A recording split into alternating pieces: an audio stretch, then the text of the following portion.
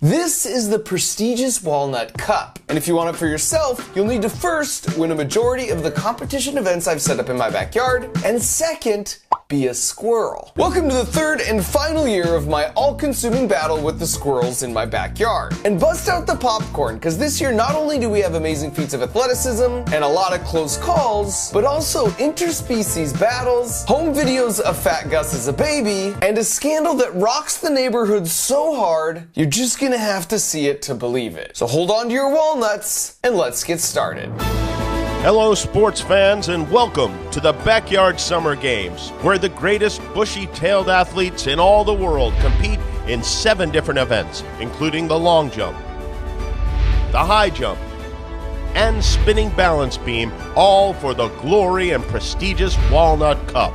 I'm Chuck Acorns. And I'm Jimmy. Just going with Jimmy?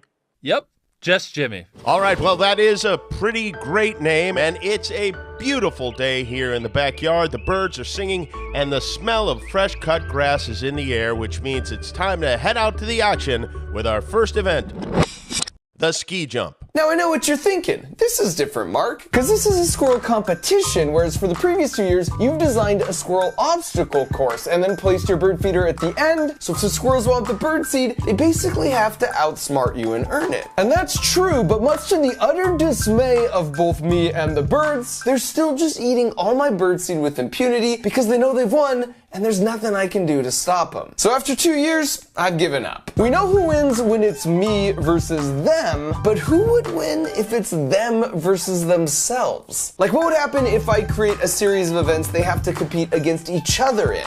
Like, say, for example, the ski jump event, where once they make it to the top, they have to take the walnut bait and then escape before the pneumatic cylinder fires and the trapdoor drops, sending them down the ramp and off the jump. Well, in that case, you could imagine there might be a squirrel named Fat Gus, who was a little more, sturdy, who just really appreciated the caloric value of a fresh walnut. And a squirrel like that would be at a distinct disadvantage here, where the key really is just not to get greedy. Because the longer you take to really just stuff as many walnuts as you can in your mouth, nope. Oh boy. Well, at some point, you just run out of time. And then you find yourself in a predicament. And this freeze frame is the perfect moment to introduce all 4 of our Backyard Games competitors, starting with the heavy favorite, Fat Gus. And just like in years past, I want to be very clear, that's fat with the PH, as in fantastic. Now, in doing research on the backstories of the athletes, I stumbled on some previously undiscovered footage. And with a little narrative liberty, I was able to piece together that Fat Gus grew up in a rougher area of the neighborhood called Hubcap Hills. Even from the outside, you can see it was a simple home, and on the inside, it was more of the same. Without money to buy new things, they were really good about repurposing whatever they could scavenge. But what they lacked in material possessions, they made up for in quality family time. That other squirrel, by the way, is Fat Gus's sister Augustine, and she's the second member of Team Hubcap Hills. Now, Fat Gus has always just sort of been Fat Gus. Even that signature superhero pose manifested its first faint echoes at a very young age. And then Augustine, for her part, was always very clever, but also very particular. Here you can see her spending a long time trying to get her bed just right before sleeping for all of 3 seconds and then waking up to a new hairdo. And while they come from humble beginnings, they've been training to compete in the Backyard Games for the Walnut Cup since the moment they could scurry, because it represented a chance to move up to a nicer tree in the neighborhood. Speaking of which, for the other 2 contenders, we have Rick and Marty, who you know from the previous 2 years. But what you might not know is they grew up in Walnut Estates, in a nice Japanese maple down the street. But unlike Hubcap Hills, Walnut Estates features a hickory piano and a fully stocked bookshelf. And so, as you might imagine, Rick and Marty's athletic training equipment was also a step above. Not only that, but Walnut Estates is so spacious, it has 2 rooms. This was a home protected from the harsh world where they could take their time learning basic skills, even eating. And what you should know about Rick and Marty is they've always been fairly athletic, and they also scare pretty easy.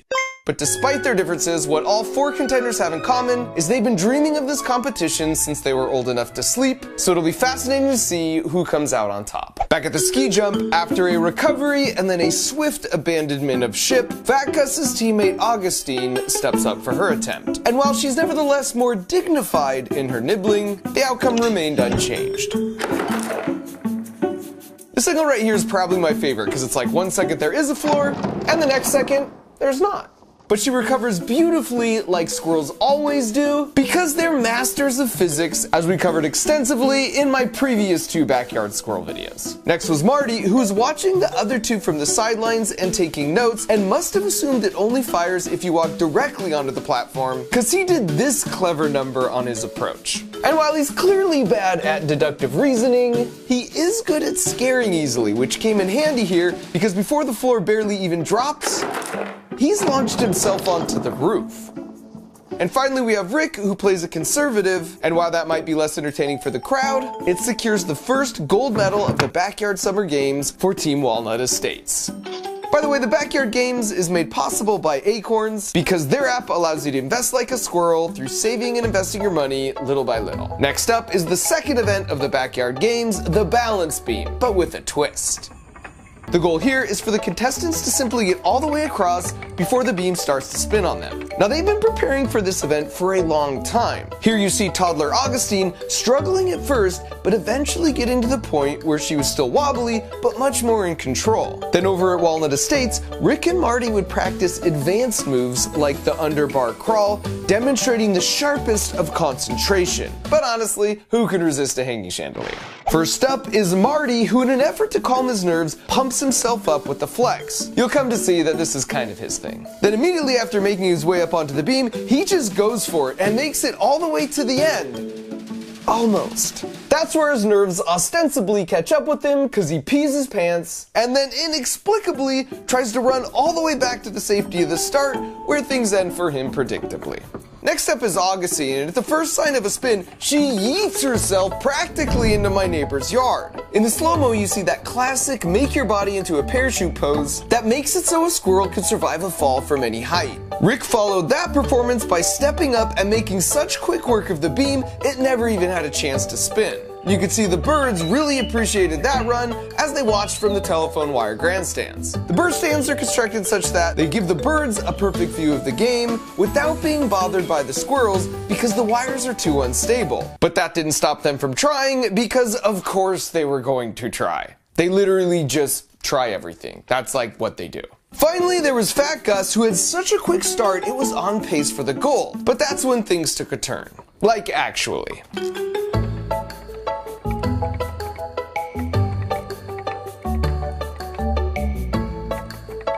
You've just got to admire the tenacity here.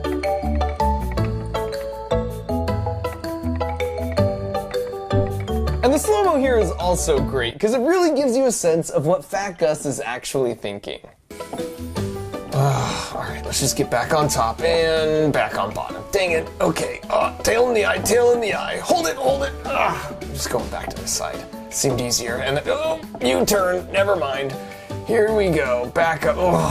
Mark does not pay me nearly enough for this. And while I wish gold medals could be given for effort, the Backyard Games is all about results. So Walnut Estates is now up 2-0. Which takes us to the third event called Quick Drop. Now the goal here is to nudge the large wooden ball off the cylinder to access the chewy walnut center. And just like with the balance beam, they've been training for this event from a young age. And here you can see the difference money can make, because while Rick was able to work with a near exact replica of the Quick Drop event, Fat Gus is over here dealing with the real Wish.com situation. Although still managing to look really adorable in the process. Augustine was up first and scoped things out, but ended up getting so particular with her approach, she couldn't settle on a strategy and left the platform with the ball unmoved. Then Marty comes up, and after another little flexing routine to psych up both himself and the bird stands, he's a bit more bold, but still pretty skittish. And you can't blame him for being skittish, because there are other animals in the neighborhood who are less interested in walnuts and more interested in squirrels. For example, there's small birds like this blue jay buzzing by, big birds like this hawk camping out, then of course there's a few cats who seem to be just a bit too curious. But by far the most fearsome predator of all this year is actually spying on Rick right here. See if you can spot him. Now you can see as soon as Rick locks eyes with his camouflage beast, he becomes so filled with terror, he somehow decides his best option is just to hurl his body to the great unknown. Because the most feared backyard creature is a big ol' rat. He's a bit of a bully, and his name is Fat Tail. Fat Tail!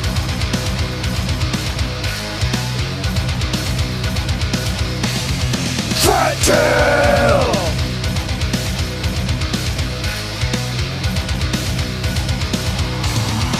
Fat Tail!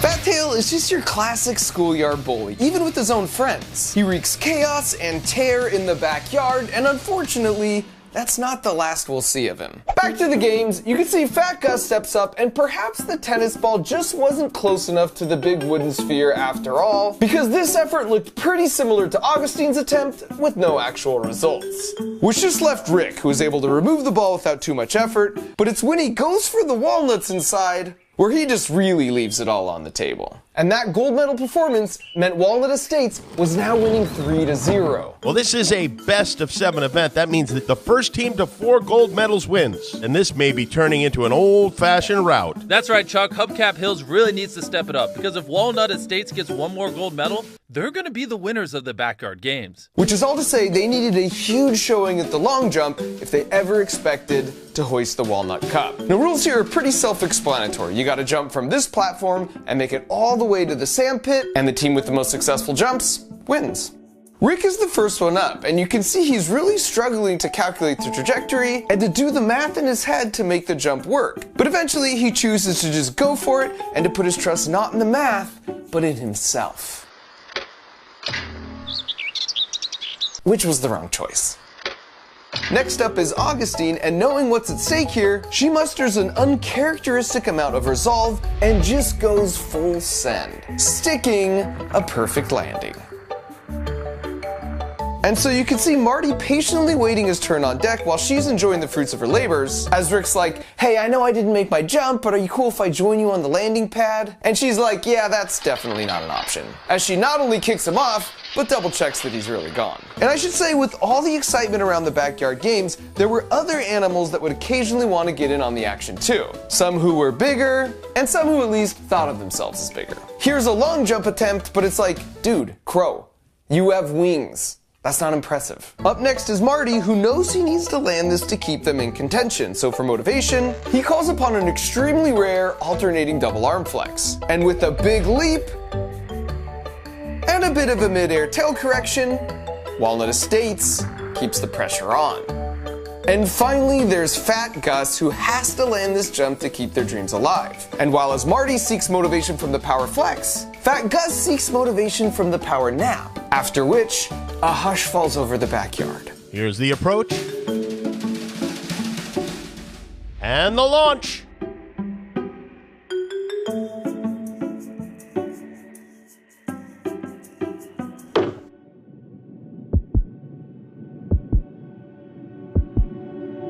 Wait, did she get it? Yes, she did! Oh my gosh, that's incredible! Good, bang the pots and bring in the melon ballers. That was truly incredible. Oh my, have you ever seen anything like that before in your life?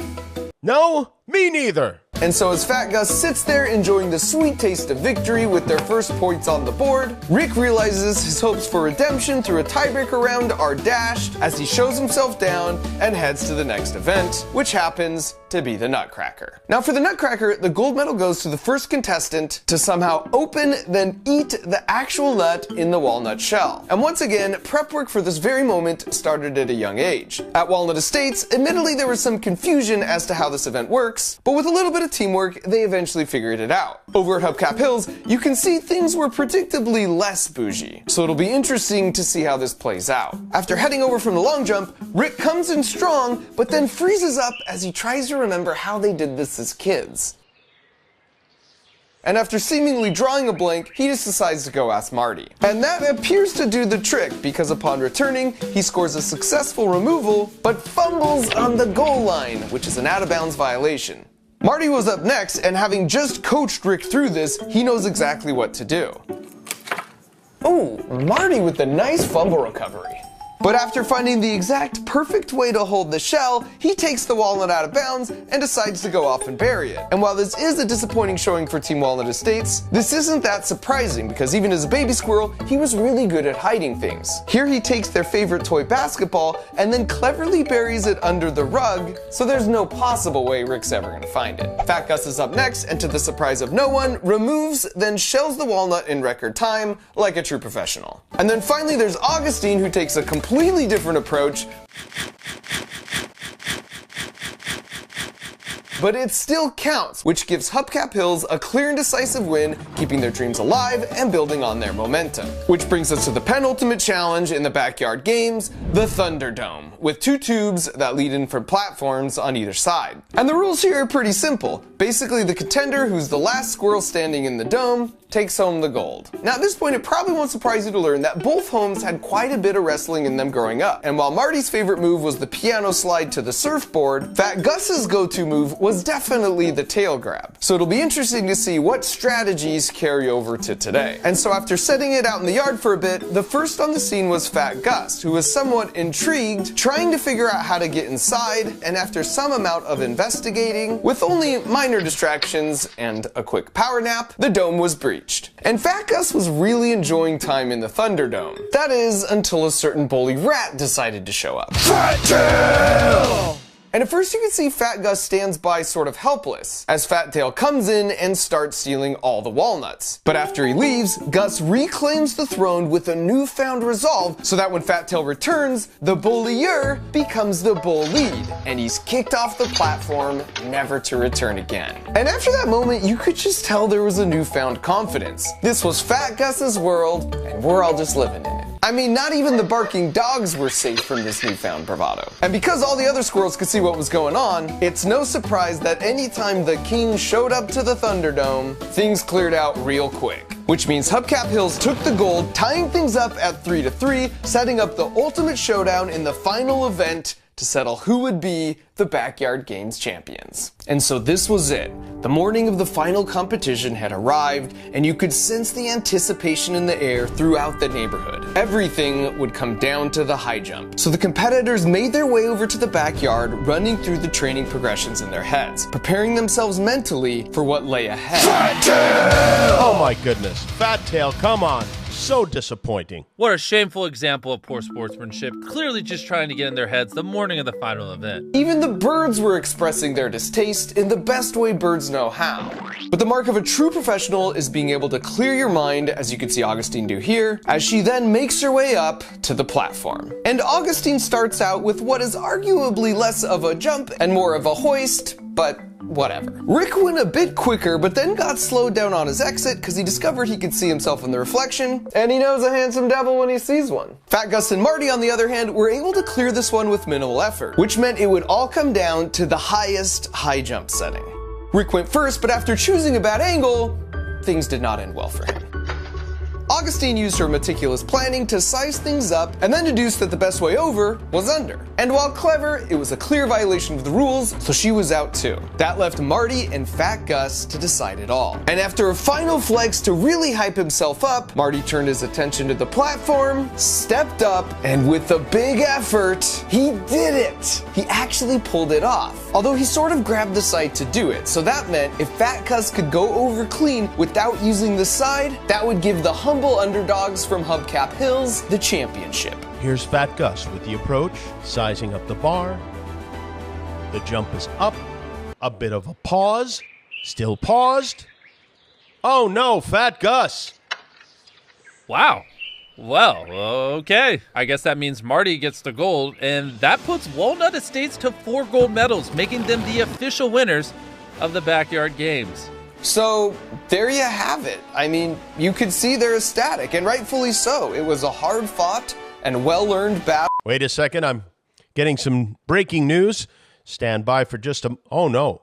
What I've just heard has disturbed me deeply. And that was the moment everything changed because of a bombshell revelation. And you could tell Marty already knew what was coming by the way he banished himself from the backyard and into the bushes. The first clue was after going through all the footage, and I mean, I bear partial responsibility for not noticing this myself, but Marty was constantly flexing. It's almost like he had all these newfound muscles and couldn't help it. Was it possible that he was secretly eating non-regulation walnuts to make his muscles bigger and stronger? Well, if he was gonna do that, he'd have to hide them somewhere, and for our second clue, we know that ever since he was young, his favorite spot for hiding stuff was under the rug. So while he was busy competing and winning the high jump, a raid was secretly being conducted at Walnut Estates by the authorities. And sure enough, a trapdoor was discovered, and after peeking inside, they found these. A couple of bags of Russian walnuts. And I probably don't need to tell you why, but in the backyard games, Russian walnuts are strictly prohibited. And so suddenly it made total sense why he was the only one strong enough to conquer the high jump. And you can imagine when the news leaked to the neighborhood, just how utterly shocked everyone was. Wow.